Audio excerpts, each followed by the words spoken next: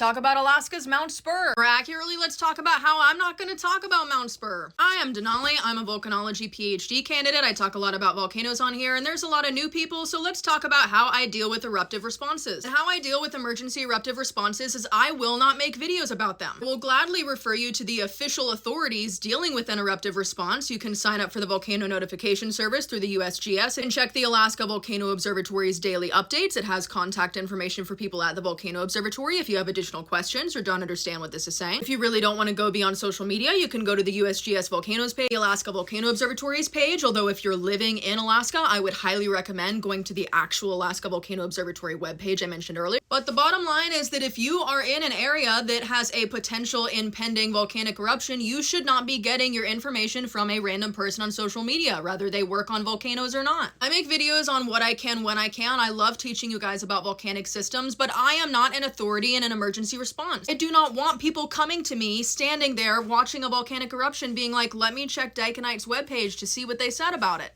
Possible at some point I could make a general video overview of Mount Spur and its volcanic system, but I am not going to be making videos on the eruptive response or making any estimations on the timeline for a potential eruption because I am not someone who works on this volcanic system. You should be getting that information from those actual scientists. I do not research this volcanic system. I am not enough of an authority for you to be coming to me for advice on what to do in an eruption. And if you follow any content creators on Instagram, Facebook, TikTok, YouTube who act like they are an authority on a volcanic system they do not personally study, would be extremely skeptical about consuming their content. Part of being a responsible communicator is understanding what you should and should not be communicating. I do not make videos telling people what to do in an active eruption. The most you will get out of me is a referral to the actual authority you should be listening to if you live in that area.